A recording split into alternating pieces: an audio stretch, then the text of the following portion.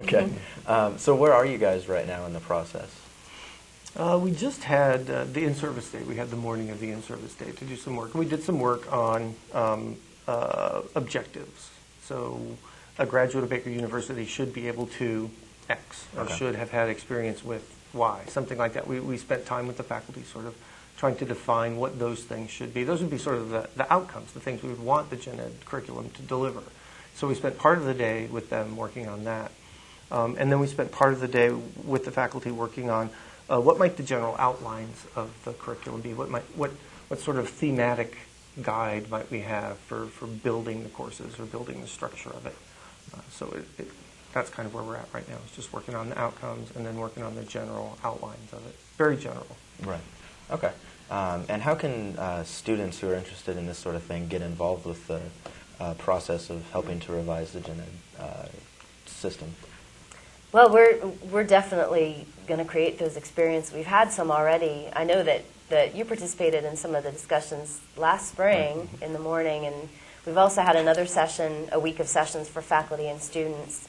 But right now we're still in the pie in the sky phase. We're still really trying to come up with the thematic ideas, and we need students' input on that level as well. But we're really hoping as we progress further and become more concrete in our planning that we're going to have student involvement at every point. And I think that's still part of our job, is to figure out how we're going to get that and how are we going to maximize student involvement and faculty involvement in what we're doing. We've also talked to the Dean's Office, which has data from the National Survey of Student Engagement, which is a lot of information about you guys and what sorts of things you like and what you don't like and what you get out of the education here and things.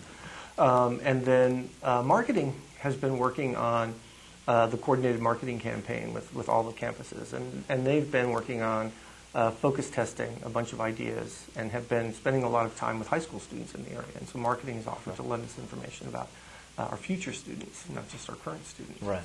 So we do intend to employ everything that we can from students. Okay. To get a feel for like what exiting students now would have gotten out of the program, as well as what future students were looking for in the higher education system, as well as what the faculty is hoping to give to the students. Okay, that all sounds really good. I wish you guys luck in this very lengthy process that you guys are involved in. So thank you for stopping by. Sure. Thank you.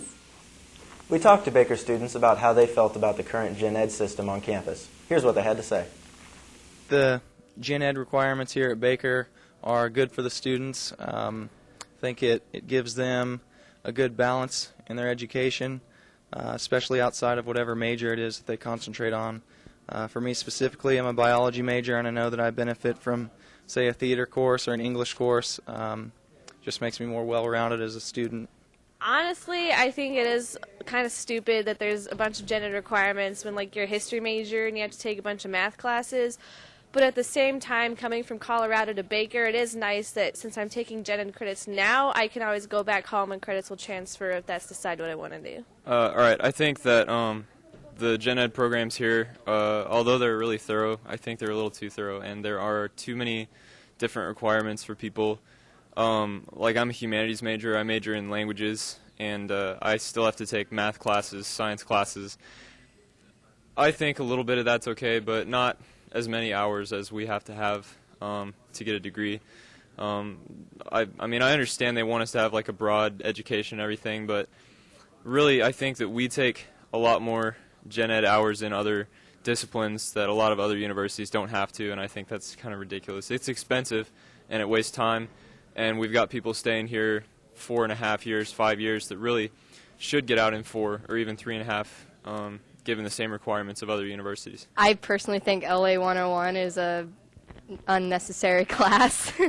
And I am a nursing student, so I don't think we have quite as many. But I also know that there's some colleges that nursing is a 3-year program instead of a 4-year. I know it's really hard to transfer into Baker because of all the gen eds, and I personally don't think they're necessary. I think that we don't have too many gen eds. I mean, I know there's a lot, and some classes are really unnecessary, but I also know that I've changed my major 2 times, and I still can get out on time with having to do most of my gen eds my last semester, so it's okay. I think it's just right. My opinion on the gen eds is, well, it gives you a broader of what other things are out there. Like if you wanted to change your major, it could be another way to help you that way because you may have never decided that you would study that. And other than that, it doesn't really bug me any.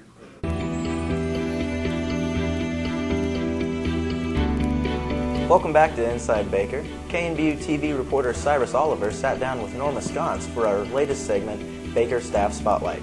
Cyrus?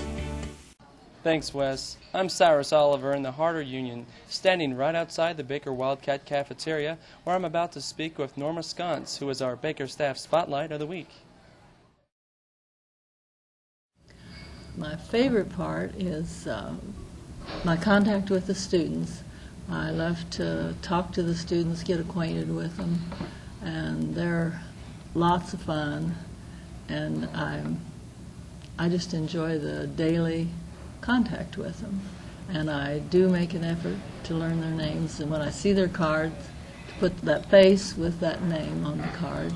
And after seeing it, for a few times, usually I can remember their names.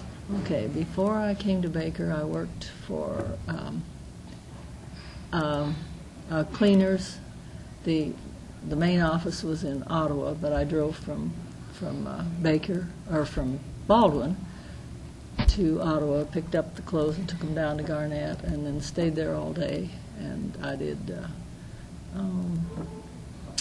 distributing the clothes and taking new clothes, and I did some sewing for people there.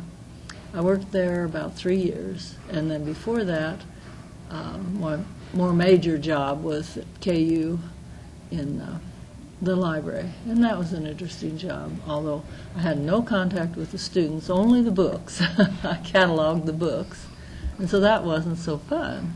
And I stayed with it for 6 years until I finally decided that the drive in the wintertime was almost more than I wanted to handle anymore. Do you have any hobbies? Yes, I have. I love to oil paint, and when I was younger, I took oil painting lessons. I lived in New Mexico for 23 years during my married life, and I took lessons while I was there. So I really developed, I really like to do that. But the hours I work, I've given it up, but I intend to go back to it someday. Well, I seem to be best at painting landscapes and big skies and the clouds.